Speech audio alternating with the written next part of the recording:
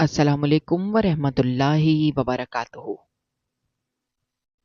मेरा शौहर सऊदीया पैसा कमाने गया। भाई भाभी किराए के घर में रहते थे। मेरे शौहर ने मेरे भाई को कहा, तुम लोग हमारे घर में मेरी बीवी के साथ रहो, ऐसे मुझे भी परदेश में परेशानी नहीं होगी कि मेरी बीवी बच्चियां महफूज हैं। शौहर परदेश गया। 6 साल बाद एक दिल दहला देने वाली खबर सामने आई।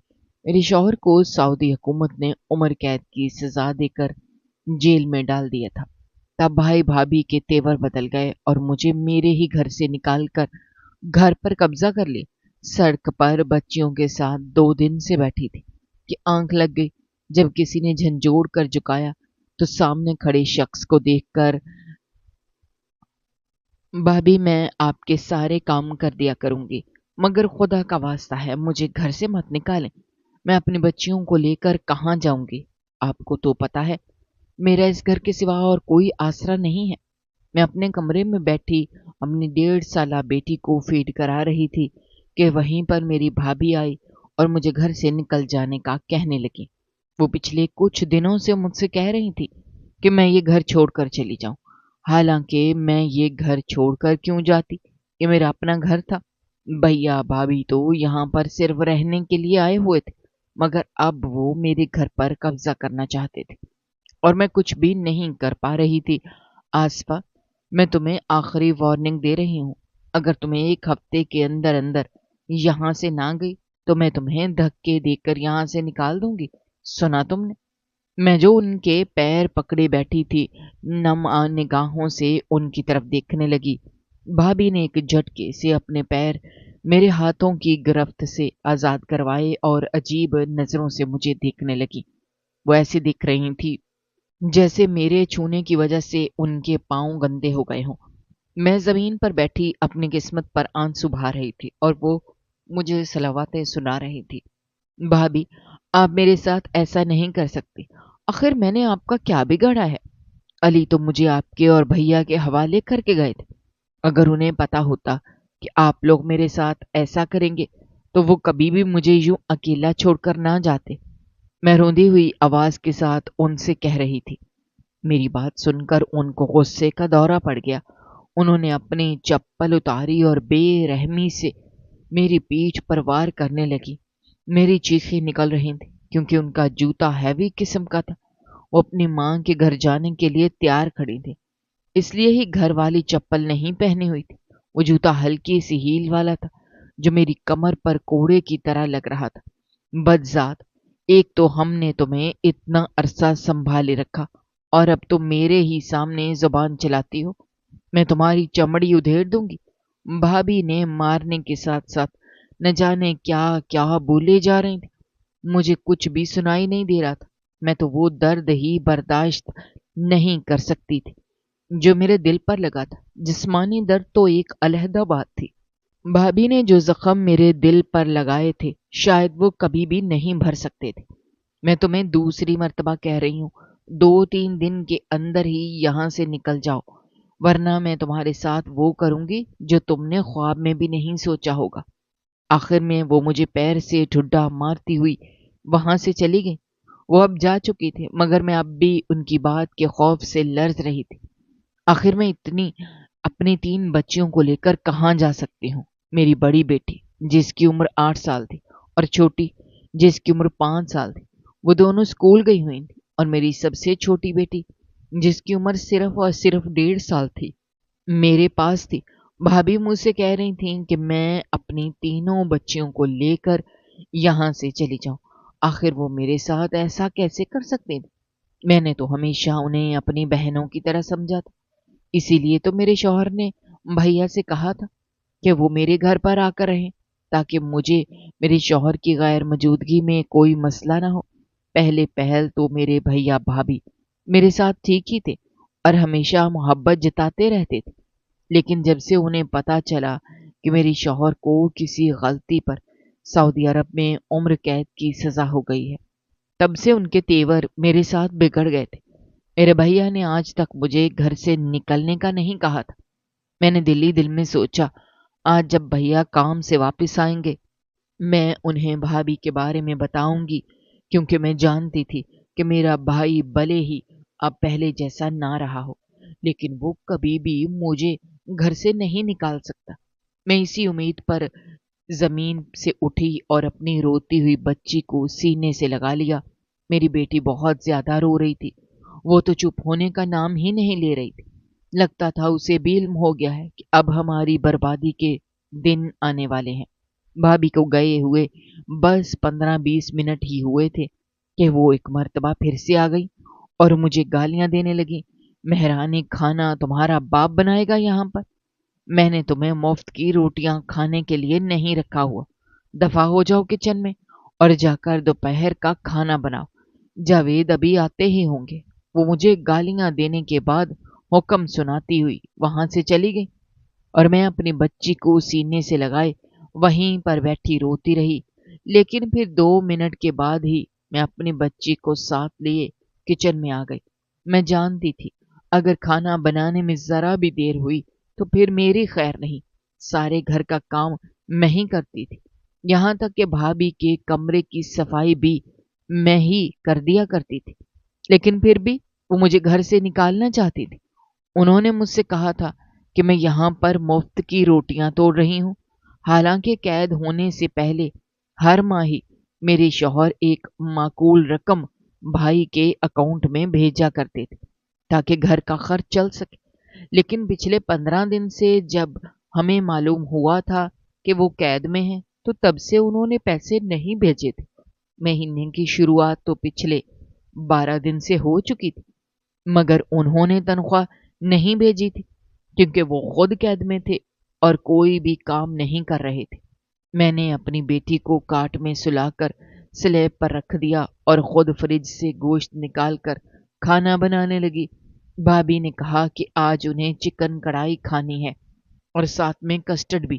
میری طبیعت کچھ ٹھیک نہیں تھی لیکن پھر بھی میں کام کر رہی تھی۔ میں ابھی کھانا بنا ہی رہی تھی کہ بھابھی کچن میں آئی اور مجھے کہنے لگی کہ میں ان کے لیے اچھی سی چائے بنا دوں۔ ان کا یہ حکم بھی میں نے مان لیا۔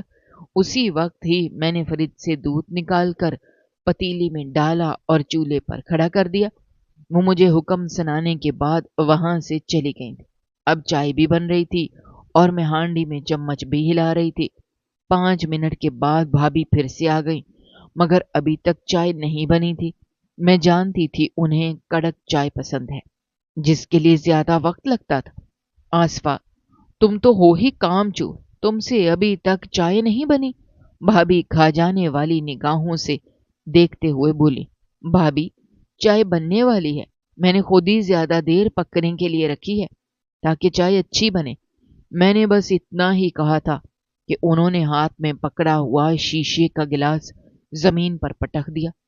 تم کیا سمجھتی ہو کہ مجھے کام نہیں آتا اور مجھے نہیں معلوم کہ اچھی چائے بننے میں کچھ تو وقت لگتا ہے؟ وہ غصے سے پاگل ہو رہی تھی۔ میری سمجھ میں کچھ نہیں آ رہا تھا کہ آخر میں کیا کروں۔ ابھی تو وہ کہہ رہی تھیں کہ میں نے چائے بنانے میں زیادہ وقت لگا دیا اور اب وہ کہہ رہی ہیں کہ اچھی چائے بننے میں وقت لگتا ہے۔ میں نے کوئی جواب نہ دیا اور چائے کی پتیلی چولہے سے اتاری اور چائے کپ میں انڈیلنے لگی۔ چائے واقعی میں اب بن چکی تھی اور اچھی خوشبو بھی آ رہی تھی کیونکہ بھابھی کو آئے ہوئے بھی 2-3 منٹ ہو گئے تھے۔ اب چائے مکمل طور پر تیار تھی۔ میں نے چائے کپ میں انڈیل کر بھابھی کے حوالے کی اور خود تیز تیز چمچ ہانڈی میں چلانے لگی کیونکہ وہ تھوڑی تھوڑی جلنے لگی تھی، مگر پھر میں نے چمچ چلا کر اسے بچا لیا تھا اور خدا کا شکر بھی ادا کیا کیونکہ اگر ہانڈی جل جاتی تو پھر میری خیر نہیں ہونی تھی۔ بھابھی کچن میں بڑی کرسی پر بیٹھ کر چائے پینے لگی تھی۔ انہوں نے پہلا سپ لیا اور عجیب سا منہ بنا لیا، لیکن میں نے کچھ نہ کہا اور نہ ہی انہوں نے مجھ سے کچھ کہا۔ پھر جب دوسرا سپ لیا تو فوراً ہی کرسی سے اٹھ کر کھڑی ہوئی اور دندناتی ہوئی میری طرف آ گئی۔ میں ان سے تھوڑا فاصلے پر کھڑی کھانا بنا رہی تھی۔ انہوں نے گرم گرم چائے میرے اوپر پھینکی اور کپ زمین پر پھینکتے ہوئے کہنے لگی، یہ چائے بنائی ہے تم نے؟ تمہیں تو کوئی کام ڈھنگ سے نہیں آتا، دفع ہو جاؤ یہاں سے، میں خود ہی سب کچھ کر لوں گی۔ بھابھی کا غصہ دیکھ کر میں کانپ کر رہ گئی۔ وہ جب بھی غصے میں ہوتی تھی تو پھر میری شامت آ جاتی تھی۔ भाभी, मैं आपको दूसरी चाय बना देती हूँ, आप आराम से अपने कमरे में जाइए, मैं अभी लेकर आती हूँ, मैं गीली आवाज के साथ उनसे कहने लगी थी। उन्होंने मेरे ऊपर गर्मा गर्म चाय फेंकी थी, लेकिन फिर भी मेरी किस्मत अच्छी थी और मुझे ज्यादा तकलीफ नहीं हुई थी। चाय मेरे कपड़ों पर गिरी थी और उसका असर जिस्म तक नहीं पहुंचा था, लेकिन थोड़ी बहुत चाय मेरे हाथों पर गिरी थी और वहां पर मुझे जलन महसूस हो रही थी। मैंने उनसे कहा भी सही कि मैं दूसरी चाय बना देती हूँ, मगर वो मेरी कोई भी बात ना सुन रही थी। फिर उन्होंने मुझे हाथ से पकड़कर किचन से बाहर निकाल दिया। हांडी में बना चुकी थी और आटा भी गूंदा हुआ था। अब मुझे ये डर था कि भाभी भैया के सामने अच्छी बन जाएंगी कि सारा खाना उन्होंने बनाया है। चिकन कढ़ाई पर मैंने ढक्कन लगाकर दम लगा दिया था और चूल्हा हल्का हल्का जल रहा था, जिसे बस 1-2 मिनट में ही बंद कर देना था। मैं किचन के बाहर खड़ी उन्हें देख रही थी। फिर मैं फौरन ही किचन में आ गई, क्योंकि मैंने अपनी बेटी को भी तो उठाना था। मुझे देखकर वो एक मर्तबा फिर गुस्सा होने लगी थी, मगर जैसे ही देखा कि मैं अपनी बेटी को उठाने के लिए आई हूं, तो चुपचाप रोटियां बनाने लगी। अचानक से दरवाजे पर दस्तक हुई। मैं फौरन ही वहां से आ गई और दरवाजा खोल दिया। बाहर भैया खड़े थे, जो गुस्से में थे। न जाने हर कोई मुझे देखकर क्यों गुस्से में आ जाता था। आखिर मेरा कसूर क्या था? उन्होंने मेरे सलाम का जवाब भी ना दिया और चुपचाप घर के अंदर आ गए। किचन का दरवाजा खुला हुआ था और मैं देख सकती थी कि भाभी चूल्हे पर रोटी डालते हुए बाहर देख रही हैं। जैसे ही उन्होंने भैया को आते देखा, फौरन से रोना पीटना शुरू कर दिया। उनकी आवाज सुनकर तो भैया फौरन किचन की तरफ चल दिए। मैं भी भैया के पीछे पीछे पहुंच गई। भाभी रो रही थी और कह रही थी कि मैंने इन्हें खाना बनाने का कहा है, और दूसरा, मैंने उनके कहने पर चाय भी नहीं बनाई, इसीलिए वो तबीयत खराब होने के बावजूद खाना बना रही हैं। ये सुनकर तो भैया ने मेरे मुंह पर एक जोरदार थप्पड़ लगा दिया और मुझ पर गुस्सा करने लगे। मैं भी कुछ ना बोल पाई, क्योंकि जब से उन दोनों को पता चला था कि अब मेरा कोई वाली वारिस नहीं, तो ये ऐसे ही मुझ पर जुल्म ढाते रहते थे।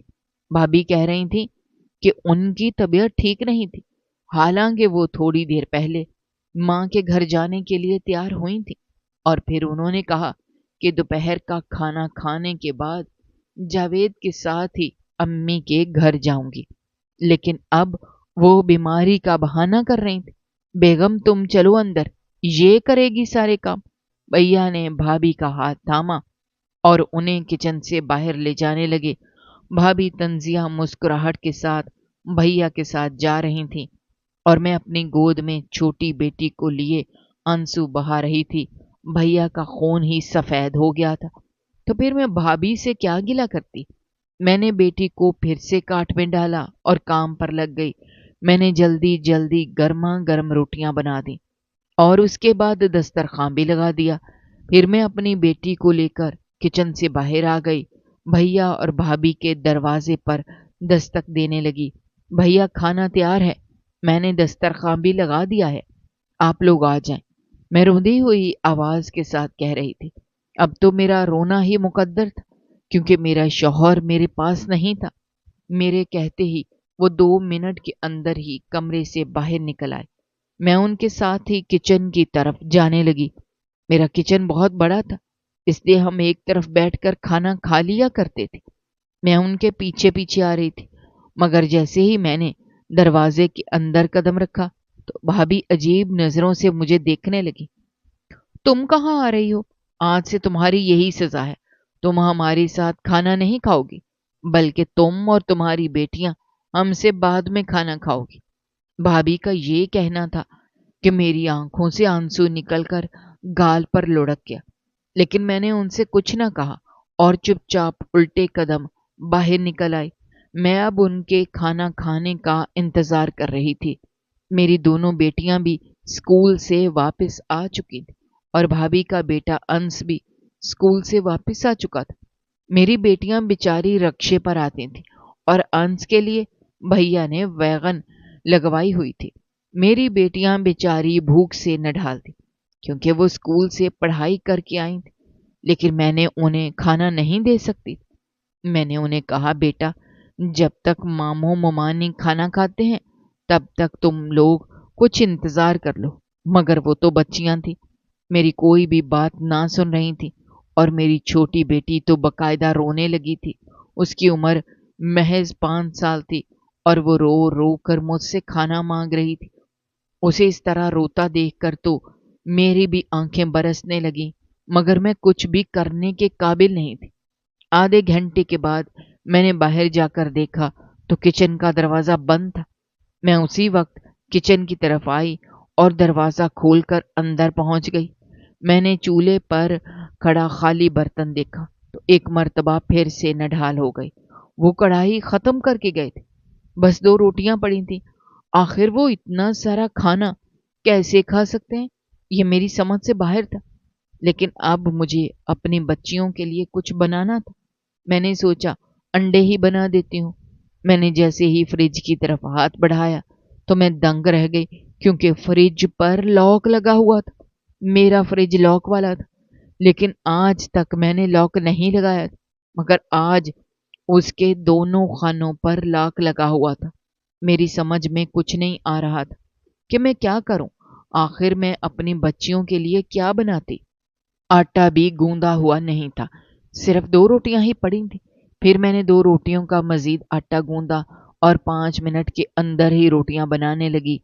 تازہ آٹا گوندنے کی وجہ سے روٹیاں صحیح نہیں بن رہی، لیکن پھر بھی یہ غنیمت تھی۔ میں نے ان روٹیوں پر گھی لگایا اور ایسے ہی لے کر اپنی بیٹیوں کے پاس پہنچ گئی۔ انہوں نے بھی سالن کا سوال نہ کیا اور ایسے ہی کھانے لگیں، کیونکہ انہیں بہت زیادہ بھوک لگی ہوئی تھی۔ مجھے اب بھی یقین نہیں آ رہا تھا کہ وہ اتنی زیادہ کڑھائی کیسے کھا سکتے ہیں۔ وہ تو 2 ہی لوگ تھے، اور تیسرا انس، وہ بھی تو میری بڑی بیٹی کی عمر کا تھا، تو پھر یہ اتنا سارا کھانا کیسے ختم کر سکتے تھے؟ لیکن اس سوال کا جواب مجھے کہیں سے بھی نہ ملا۔ بھابھی، بھیا اور اپنے بیٹے کے ساتھ ماں کی طرف چلی گئی، اور میں اپنے ہی گھر میں اجنبیوں کی طرح بیٹھی رہی، کیونکہ کسی بھی چیز پر میرا حق نہیں رہا تھا۔ میرے پاس ایک کمرے کے سوا اور کسی چیز کا بھی اختیار نہیں تھا۔ میں اس سے باہر نکل کر آخر کہاں جا سکتی تھی؟ فریج پر بھابھی نے تالا لگا دیا تھا، سارا کھانا پینے کا سامان بھی فریج کے اندر تھا۔ شام کو وہ لوگ واپس آئے تو ہم لوگ بھوک سے نڈھال تھے۔ وہ کھانا کھا کر آئے تھے۔ میں نے بھابھی سے کہا، مجھے فریج کی چابی دے دیں تاکہ میں اپنی اور بچوں کے لیے کوئی سبزی بنا لوں۔ انہوں نے منہ بنا کر مجھے فریج کی چابی دے دی اور کہہ دیا کہ میں سبزی کے علاوہ اور کسی چیز کو ہاتھ نہ لگاؤں۔ میں ان کی بات مان کر کچن میں آ گئی۔ جیسے ہی میں نے فریزر کھولا، میری آنکھیں پھٹی کی پھٹی رہ گئیں۔ ایک پلاسٹک کے ڈبے میں کڑھائی فریزر میں رکھی ہوئی تھی۔ اب ساری بات سمجھ میں آ گئی۔ انہوں نے یہ کڑھائی کھائی نہیں تھی، بلکہ مجھ سے بچانے کے لیے فریزر میں چھپا دی تھی، اور اسی لیے لاک بھی لگا دیا۔ لیکن اب میں کچھ نہیں کر سکتی تھی۔ میں نے آلو نکالے اور کاٹنے لگی۔ 15-20 منٹ تو مجھے آلو کاٹنے میں لگے۔ اس کے بعد میں نے آلو بننے کے لیے چولہے پر رکھ دیے۔ اب میں نے اپنا ارادہ ترک کر دیا تھا، کیونکہ بھیا کے بگڑے تیور بھی میں دیکھ چکی تھی۔ اب میں ان سے بات نہیں کر سکتی تھی کہ بھابھی نے مجھ سے گھر سے نکل جانے کا کہا ہے۔ میرا دماغ مجھے روک رہا تھا کہ میں بھیا سے کوئی بات نہ کروں، اور میرا دل کہہ رہا تھا کہ میں ان سے ضرور بات کروں، شاید وہ میری بات سن لیں۔ میں نے سوچ لیا تھا کہ میں ان سے بات کروں گی اور کہوں گی کہ بھلے ہی مجھے نوکرانی بنا کر رکھ لیں، لیکن اس گھر سے نہ نکالیں۔ کھانا کھانے کے بعد میں بھیا بھابھی کے کمرے کی طرف چل دی۔ میں اپنی بیٹیوں کے ساتھ ایک ہی کمرے میں رہتی تھی، اور بھابھی بھیا ایک کمرے میں، انس اکیلا دوسرے کمرے میں رہتا تھا۔ میں ابھی ان کے کمرے کا دروازہ بجانے ہی والی تھی کہ بھابھی کی آواز میری سماعتوں سے ٹکرائی، جاوید، اب میں مزید انتظار نہیں کر سکتی، اس کو چلتا کرو ورنہ میں کبھی اسے نکال دوں گی۔ بھابھی غصے میں بھیا سے مجھے نکالنے کا کہہ رہی تھی۔ ارے شازیہ، 2-3 دن انتظار کر لو، تم نے اسے کہہ تو دیا ہے کہ وہ چلی جائے۔ دیکھنا وہ خود ہی چلی جائے گی۔ اگر وہ 2 دن کے اندر نہ گئی تو میں خود اسے دھکے مار کر اس گھر سے باہر نکال دوں گا اور اس کے بعد سب کچھ ہمارا ہو جائے گا۔ یہ کہہ کر بھیا نے ایک کہکہا لگایا تو بھابھی بھی ہنسنے لگی۔ یہ سن کر میرا دماغ سن ہو گیا تھا۔ مجھے ایسا لگ رہا تھا جیسے میں ابھی چکرا کر زمین پر گر پڑوں گی۔ آخر بھیا میرے ساتھ ایسا کیسے کر سکتے ہیں؟ بھلے ہی وہ میرے ساتھ اچھا سلوک نہیں کرتے تھے اور مجھے مارتے پیٹتے بھی تھے، لیکن میں سمجھ رہی تھی کہ وہ مجھے گھر سے نکالنے والے پلان میں شامل نہیں ہیں۔ لیکن اب ساری حقیقت کھل کر میرے سامنے آ چکی تھی اور یہ حقیقت بہت ہی زیادہ تلخ تھی۔ میں اسی وقت روتی ہوئی اپنے کمرے میں آ گئی۔ میرا دل خون کے آنسو رو رہا تھا۔ آخر میرا بھائی، میرا خون میرے ساتھ ایسا کیسے کر سکتا تھا؟ اب میرا یہ سوچ سوچ کر دل دہل رہا تھا کہ جب وہ مجھے اس گھر سے نکالیں گے تو میں اپنی 3 بچیوں کو لے کر کہاں جاؤں گی؟ میرا دل ہول رہا تھا۔ میری بچیاں تو کھانا کھانے کے بعد سو گئی تھیں، مگر میں ابھی تک جاگ رہی تھی۔ رات کے 10 بج رہے تھے کہ اچانک سے کمرے کے دروازے پر دستک ہوئی تو میں فوراً ہی بستر سے اٹھ کر دروازہ کھولنے کے لیے پہنچ گئی۔ باہر بھیا بھابھی کھڑے تھے، جن کے چہرے پر سوائے غصے سے اور کچھ بھی نہیں تھا۔ انہیں اس وقت دیکھ کر تو میں مزید ڈر گئی۔ میں سمجھ گئی تھی کہ اب بھابھی اپنی بات منوا لی ہے اور وہ مجھے ابھی گھر سے نکالنے والے ہیں۔ آصفہ، میں نے تمہیں کہا تھا کہ شرافت سے اس گھر سے نکل جاؤ، مگر تم نے میری بات نہیں مانی، تو اب میں تمہیں زبردستی اس گھر سے نکال دوں گی۔ بھابھی نے مجھے ہاتھ سے پکڑ کر جھنجھوڑ دیا۔ میں بھائی کے قدموں میں گر گئی۔ بھیا، آپ میرے ساتھ ایسا نہیں کر سکتے۔ آپ جانتے ہیں کہ آپ کے علاوہ میرا اس دنیا میں کوئی بھی نہیں ہے۔ امی ابو اگر زندہ ہوتے تو میں ان کے پاس چلی جاتی۔ آپ کو خدا کا واسطہ ہے مجھے گھر سے مت نکالیں۔ میں نوکرانی کی طرح آپ کے بیوی بچے کی خدمت کروں گی، لیکن مجھے اس گھر میں رہنے دیں۔ میں ان کے پیر پکڑ کر پھوٹ پھوٹ کر رو رہی تھی اور منتیں بھی کر رہی تھی، مگر انہوں نے میری ایک بات نہ سنی اور اپنے پیر ایک جھٹکے سے چھڑوا کر پیچھے ہو گئے۔ آصفہ، نکل جاؤ اس گھر سے۔ اب میں تمہیں مزید اس گھر میں برداشت نہیں کر سکتا۔ بھیا کے الفاظ مجھے اپنے کانوں میں پگھلے ہوئے سیسے کی طرح محسوس ہو رہے تھے۔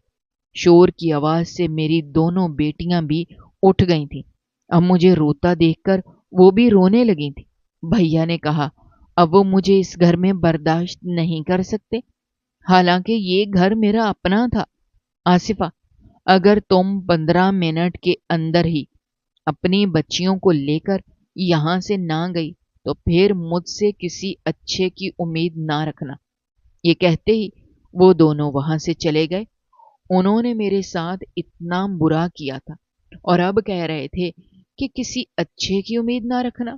آخر وہ میرے ساتھ مزید کتنا برا کر سکتے تھے؟ میں اسی وقت ہی کمرے کے اندر آئی اور ایک بیگ میں ضرورت کا سامان ڈالنے لگی۔ زیورات وغیرہ تو پہلے ہی بھابھی مجھ سے چھین چکی تھی، بس میرے پاس ایک انگوٹھی ہی تھی جو میں نے ان سے چھپا کر رکھ لی تھی۔ میں نے اس انگوٹھی کو بھی بیگ میں ڈال دیا۔ میرے پاس صرف 1000 روپے کا نوٹ تھا جو میں نے اس وقت بچا کر رکھ لیا تھا جس وقت میرے شوہر کی تنخواہ آئی تھی۔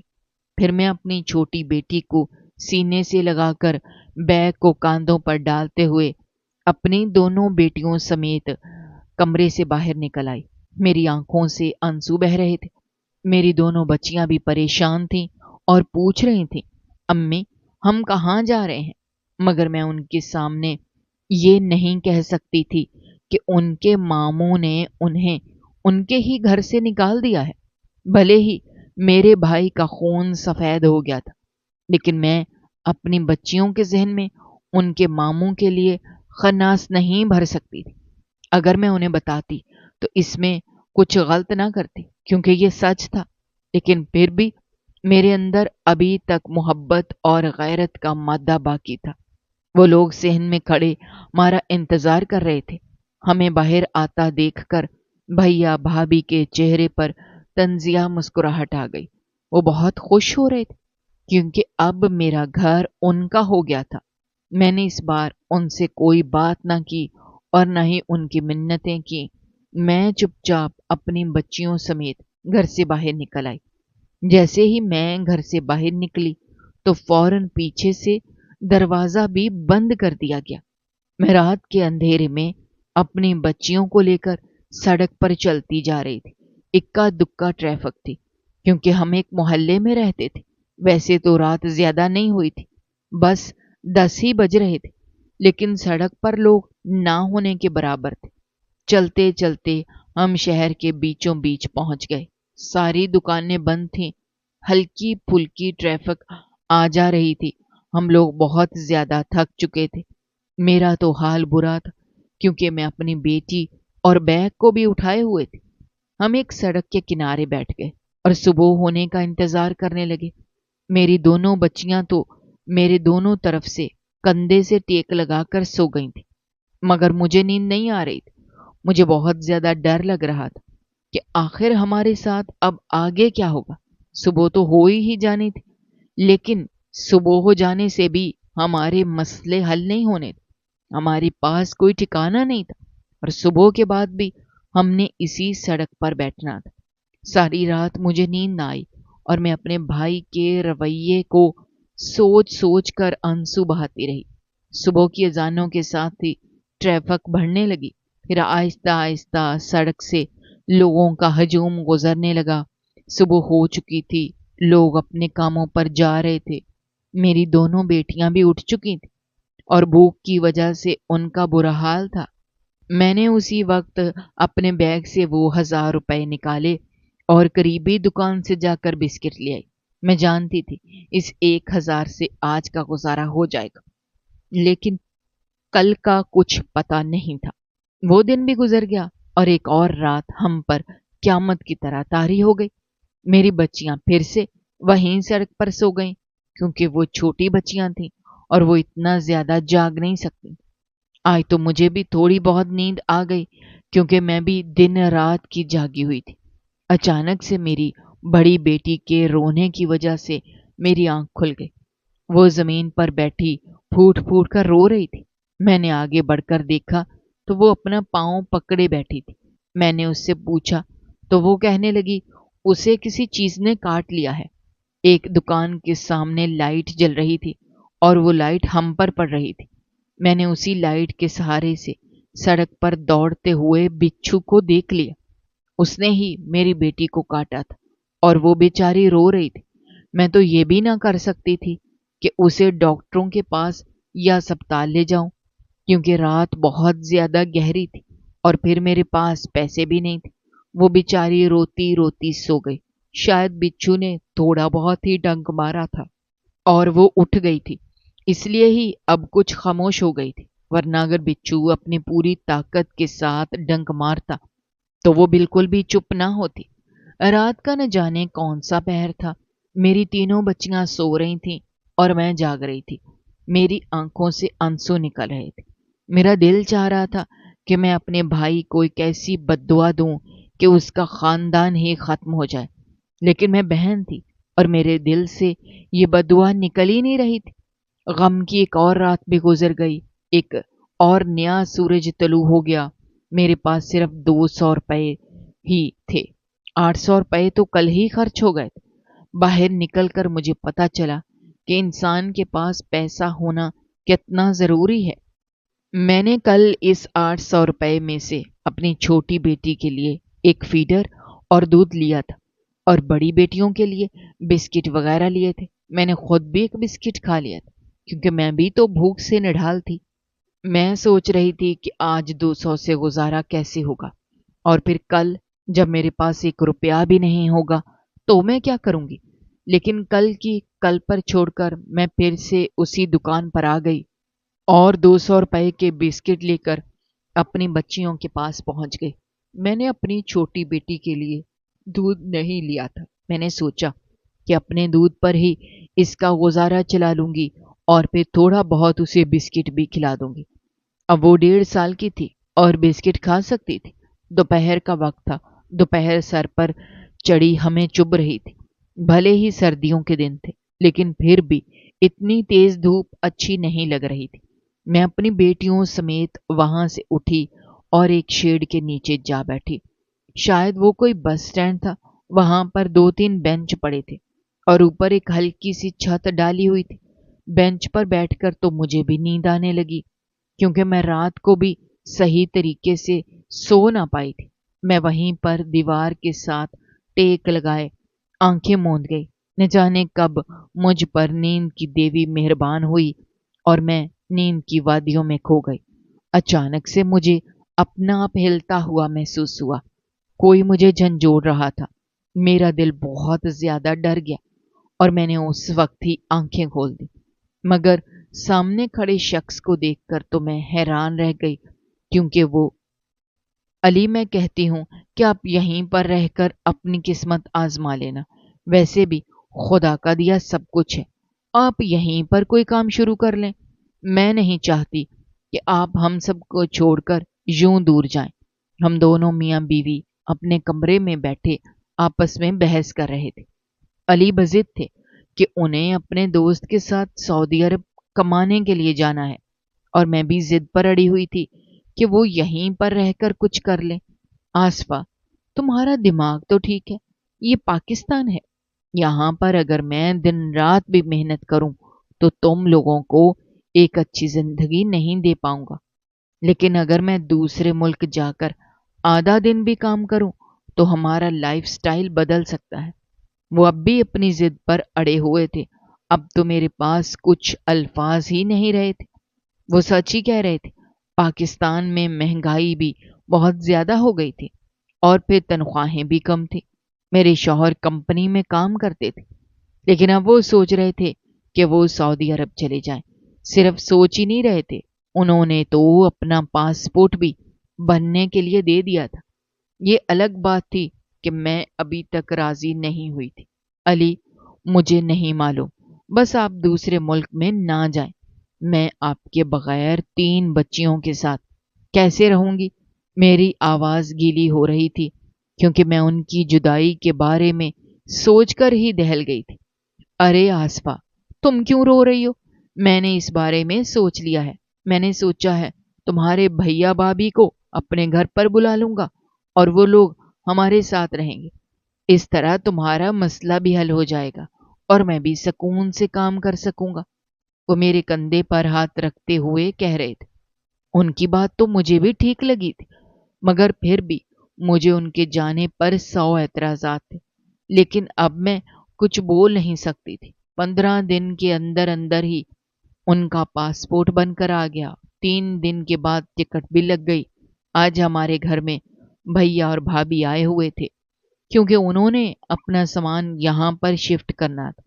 ابھی بھی ٹرک لوڈ ہو کر آیا تھا اور اب ہم سب مل کر ان کا کمرہ سیٹ کر رہے تھے۔ میں اندر سے اداس تھی، مگر اپنے شوہر کی ترقی سے خوش بھی تھی، کیونکہ وہاں پر بھی انہیں ایک بہت اچھی کمپنی میں کام ملا تھا۔ ان کی تنخواہ بھی پاکستان سے 3-4 گنا زیادہ تھی۔ میں لالچی نہیں تھی، لیکن شوہر کے کہنے پر میں خاموش ہو گئی تھی۔ کمرہ وغیرہ سیٹ کرنے کے بعد ہم سب لوگوں نے مل کر کھانا کھایا اور پھر میں نے سب کے لیے چائے بنائی۔ شام کا وقت تھا، سبھی لوگ صحن میں بیٹھے چائے پی رہے تھے۔ جاوید، اب تمہاری بہن اور بھانجیوں کی ذمہ داری تم پر ہے، تم ان کا پورا خیال رکھنا، اور اگر کبھی بھی کوئی مسئلہ ہو تو فوراً مجھے اطلاع کرنا۔ علی اب میرے بھائی کو ہدایات دے رہے تھے۔ ارے علی بھائی، آپ بالکل بھی فکر نہ کریں، میں اپنی بہن اور بھانجیوں کا خیال رکھوں گا، آپ آرام سے جائیے۔ جاوید بھائی نے مسکراتے ہوئے جواب دیا اور پھر چائے پینے لگے۔ بھائی کا جواب سن کر تو مجھے بھی کچھ اطمینان آ گیا تھا۔ میرے شوہر جا رہے تھے، لیکن میرے بھیا بھابھی میرے گھر میں رہنے کے لیے آ گئے تھے۔ وہ پہلے ایک کرائے کے گھر میں رہتے تھے، مگر علی کے کہنے پر وہ ہمارے گھر رہنے کے لیے آ گئے تھے۔ 2 دن بعد علی نے ہمیں چھوڑ کر چلے جانا تھا اور میں हर वक्त आंसू बहाती रहती थी। वो मुझे समझाते, आसफा तुम पागल हो गई हो, मैं कोई हमेशा के लिए थोड़ी जा रहा हूं। मैं 6-7 माह बाद तुमसे मिलने के लिए जरूर आऊंगा और फिर 2-3 साल बाद तो मुकम्मल तौर पर वापस आ जाऊंगा। मगर मुझे उनकी बातों से तसल्ली नहीं हो रही थी। मुझे ऐसा लग रहा था कि वो जाएंगे तो फिर कभी वापस नहीं आएंगे। मेरा दिल हर वक्त डरता रहता था। आखिर वो वक्त भी आ गया जब उन्हें हमसे जुदा होना था। हम उन्हें छोड़ने के लिए एयरपोर्ट तक गए थे। एयरपोर्ट के अंदर दाखिल होते ही हमें वापस आना पड़ा, क्योंकि आम लोगों को एयरपोर्ट में घुसने की इजाजत नहीं थी। मैं सारा रास्ता ही आंसू बहाती आई थी। भैया ने किराए की एक कार करवा ली थी जिस पर हम अली को छोड़ने के लिए गए थे। मेरे साथ मेरी 2 बेटियां और भैया थे। मेरे दूसरे नंबर की बेटी और भाभी घर पर थी। जब हम घर पहुंचे तो मेरी तबीयत बहुत ज्यादा खराब हो रही थी। भाभी ने मिलकर ही मुझे हौसला दिया और फिर जूस पिलाकर सुला दिया। मुझे नींद नहीं आ रही थी। मैं अपने शौहर के जाने की वजह से बेआराम हो गई थी। मुझे ऐसा लग रहा था कि अब मुझे कभी भी आराम नहीं आएगा। वक्त बड़ी तेजी से गुजरता जा रहा था और अब मेरे शौहर को गए हुए 3-4 माह हो चुके थे। वो बाकायदगी से हर महीने तनख्वाह भेजते और दिन में एक मर्तबा तो जरूर उनसे बात हो जाया करती थी, और अगर कभी ना भी होती तो अगले रोज वो सुबह सवेरे कॉल करते थे। यानी कि हम उनसे टच में थे। मुझे तो पता ही नहीं चलता था कि मेरी शौहर घर पर नहीं है। हम हर रोज ही वीडियो कॉल करते और फिर भैया भाभी भी तो मेरे पास थे जो मेरा बड़ा ख्याल रखते थे और मेरे बच्चों को बिल्कुल अपने बच्चों की तरह समझते थे। वक्त पर लगाकर उड़ता जा रहा था। मेरे शौहर को गए हुए पूरे 5.5 माह हो चुके थे। अब तक सब ठीक चल रहा था, मगर पिछले 2 दिन से वो हमसे राब्ता नहीं कर रहे थे और हमारी कॉल भी रिसीव नहीं कर रहे थे। अब मैं बहुत परेशान होने लगी थी। भैया भाभी ने मुझे समझाया कि कोई मसला हो गया होगा, इसलिए वो हमसे बात नहीं कर पा रहे। मेरी जान सूली पर लटकी हुई थी। मुझे अजीब अजीब से वसवसे आ रहे थे। मुझे ऐसा लग रहा था जैसे वो किसी बड़ी मुसीबत में है। लेकिन भैया भाभी मुझे तसल्ली देते कि ऐसी कोई बात नहीं है, वो बहुत जल्द हमसे राब्ता करेंगे। उनकी तसल्ली की वजह से मैंने 10-15 दिन बड़ी मुश्किल से गुजार लिए। अब मैं उनके फोन ना आने के गम से नढाल हो गई थी। फिर एक दिन इस कैसी खबर मिली कि मेरी दुनिया ही उजड़ गई। सऊदी अरब से उनके किसी कुलीग का फोन आया था कि उन्हें किसी गलती के जुर्म में उम्र कैद की सजा दे दी गई है और अब वो कभी भी वापस नहीं आएंगे। ये खबर सुनते ही मैं बेहोश हो गई। मुझे कुछ होश ना रहा था कि मेरी बच्चियां किधर हैं और मैं खुद किधर हूं। जब मेरी आंख खुली तो मैंने खुद को अस्पताल के एक कमरे में पाया। भैया भाभी मेरे पास ही खड़े थे। उनके चेहरे पर ज्यादा परेशानी नहीं थी, लेकिन फिर भी वो चेहरे पर परेशानी सजाने की कोशिश कर रहे थे। वहीं से मेरी बर्बादी का आगाज हुआ। उस दिन के बाद जब मैं घर आई तो मेरा जीना हराम हो गया। भैया भाभी ने मुझे अपने घर की नौकरानी ही बना लिया। भाभी मुझसे सारे घर के काम करवाती और बातें भी सुनवाती। मुझे उनके रवैये से तो कुछ फर्क नहीं पड़ा था, मगर जब भी मैं अपने शौहर अपने अली के बारे में सोचती तो मेरा दिल कटकर रह जाता। आखिर मैं उनके बगैर सारी जिंदगी कैसे गुजार सकती थी। मेरे दिल में एक आस थी कि वो वापस आएंगे, मगर जैसे जैसे वक्त गुजरता जा रहा था वो आस भी शीशे की तरह टूटकर किरची किरची हो गई थी। अब उनके आने की कोई उम्मीद बाकी नहीं रही थी और भाभी भी मुझ पर दिन रात जुल्म के पहाड़ तोड़ती जा रही थी। वो तो ये भी भुला चुकी थी कि वो मेरे घर में रह रही थी। वो हर वक्त मुझ पर एहसान जताती कि जैसे उन्होंने मुझे संभाल रखा है। हालांकि यहाँ पर आने का तो उनका ही फायदा हुआ था, क्योंकि उन्हें घर का किराया अदा नहीं करना पड़ रहा था। पहले तो वो किराए के घर में रहते थे और किराया भी बहुत ज्यादा था। मेरे भाई की तनख्वाह कम थी और उनका गुजारा बड़ी मुश्किल से होता था। मगर यहाँ पर आकर तो ان کا سب سے بڑا خرچہ کم ہو گیا تھا، اور پھر میرے شوہر کی تنخواہ سے گھر کا سارا خرچ بھی چل جاتا تھا۔ لیکن اب اس مہینے میرے شوہر نے تنخواہ نہیں بھجوائی تھی، کیونکہ وہ تو قید میں تھے۔ شاید اسی وجہ سے ان کا رویہ میرے ساتھ بدل گیا تھا۔ بھابھی تو بھابھی، بھیا بھی میرے ساتھ پہلے جیسے نہیں رہے تھے۔ وہ بھی مجھے اب بوجھ سمجھنے لگے تھے۔ میری بچیاں بیچاری چھوٹی تھیں اور مجھے ہی انہیں سنبھالنا تھا۔ میری بڑی بیٹی کو پتا تھا کہ اب اس کا باپ کبھی واپس نہیں آئے گا، اس لیے وہ ہر وقت آنسو بہاتی رہتی تھی، اور میری دونوں چھوٹی بیٹیوں کو اس بات کا کچھ شعور نہیں تھا۔ اب وہ زندگی بھر کے لیے یتیم ہو گئی ہیں۔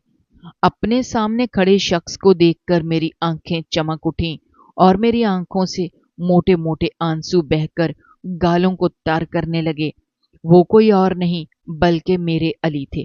انہیں دیکھ کر میرا دل باغ باغ ہو گیا تھا، مگر میں یہ سمجھنے کی کوشش کر رہی تھی کہ آخر وہ کیسے واپس آ سکتے ہیں۔ پھر میرے شوہر نے مجھے ساری کہانی بتائی تو ان کی ذہانت دیکھ کر میں حیران رہ گئی۔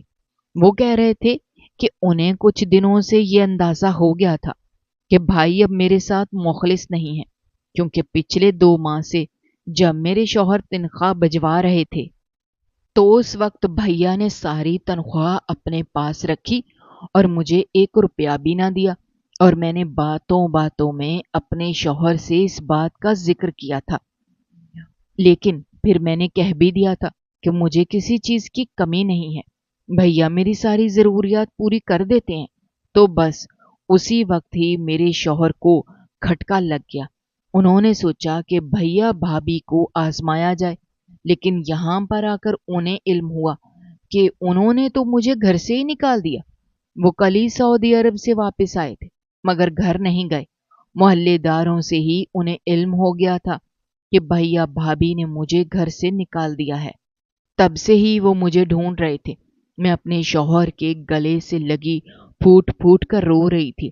میرے بچے بہت زیادہ خوش تھے، انہوں نے اپنے باپ کو اتنے عرصے بعد دیکھا تھا، اور میری بڑی بیٹی کا تو رو رو کر برا حال تھا، کیونکہ اسے تو پتا تھا کہ اس کے باپ نے نہیں آنا۔ پھر میرے شوہر ہمیں لے کر گھر پہنچ گئے۔ جیسے ہی ہم گھر پہنچے تو بھیا بھابھی کے چہرے کا رنگ اڑ گیا تھا۔ وہ کہہ رہے تھے ہم سے غلطی ہو گئی، مگر جب میں نے اپنے شوہر کو سب کچھ بتایا، انہوں نے اسی وقت کھڑے کھڑے بھیا بھابھی کو گھر سے نکال دیا۔ وہ منتیں کر رہے تھے کہ ہمیں معاف کر دیں، غلطی ہو گئی، ہم لالچ میں آ گئے تھے، مگر میرے شوہر ان کی کوئی بات نہیں سن رہے تھے۔ مجھے بھیا بھابھی پر ترس تو آ رہا تھا، مگر میں بھی لب سیے کھڑی تھی۔ انہوں نے میرے ساتھ جو کیا تھا ان کے ساتھ ایسا ہی ہونا چاہیے تھا۔ انہوں نے تو مجھے سامان اٹھانے کی مہلت بھی نہیں دی تھی، لیکن میرے شوہر اتنے بے رحم نہیں تھے۔ علی نے ان سے کہہ دیا کہ وہ کل آ کر اپنا سارا سامان لے کر جا سکتے ہیں۔ اگلے روز وہ آئے اور اپنا سارا سامان لے گئے۔ تب بھی وہ معافیاں مانگتے رہے تھے، لیکن میں نے انہیں معاف نہیں کیا۔ انہوں نے میرے اور میرے بچوں کے ساتھ جانوروں جیسا سلوک کیا تھا، تو میں کیسے انہیں معاف کر سکتی تھی؟ میں نے تو اب اپنے بھیا سے دل کا ناطہ بھی توڑ لیا۔ میں نے ان سے کہہ دیا کہ آئندہ مجھ سے کوئی رابطہ رکھنے کی ضرورت نہیں۔ وہ آخری وقت تک مجھ سے معافیاں مانگتے ہوئے گئے تھے، لیکن میرا دل بھی اب بھیا کی طرح پتھر ہو چکا تھا۔ میں نے بھی انہیں معاف نہیں کیا۔ میرے شوہر کا آنا میرے لیے معجزہ تھا، کیونکہ اب تو میں امید ہی چھوڑ بیٹھی تھی۔ میں جانتی تھی کہ اگر کوئی دوسرے ملک میں قید ہو جائے تو پھر واپس کبھی نہیں آ سکتا، لیکن میرے شوہر تو قید ہوئے ہی نہیں تھے، اس لیے وہ واپس آ گئے تھے۔ ہم دوبارہ سے ہنسی خوشی زندگی گزارنے لگے تھے۔ میرے شوہر کو بھی سمجھ آ گئی تھی کہ بیوی بچوں کو چھوڑ کر دوسرے ملک جانا ٹھیک نہیں، اس لیے انہوں نے 6-7 ماہ میں جو کمایا اس سے کاروبار کھڑا کر لیا، کیونکہ وہ ہمیں تھوڑی سی تنخواہ بھیجتے تھے۔ ان کی تنخواہ بہت زیادہ تھی اور اس کا تھوڑا سا حصہ ہمارے گزارے کے لیے کافی تھا۔ میرے شوہر نے ایک کپڑے کا کاروبار شروع کیا اور پھر اس پر محنت کرنے لگے۔ 2-3 ماہ بعد مجھے معلوم ہوا میرے بھائی کی نوکری چلی گئی ہے اور کوئی انہیں کرائے پر گھر بھی نہیں دے رہا، لیکن میں سنگ دل ہو چکی تھی۔ میں انہیں دوبارہ سے نہیں اپنا سکتی تھی اور نہ ہی میرے شوہر کو یہ منظور تھا، کیونکہ انہوں نے تو ہمارے ساتھ غیروں سے بھی برا سلوک کیا تھا اور اب وہ اپنے کیے کی سزا بھگت رہے تھے۔ سچ ہی کہتے ہیں کہ انسان جو بوتا ہے وہی کاٹتا ہے۔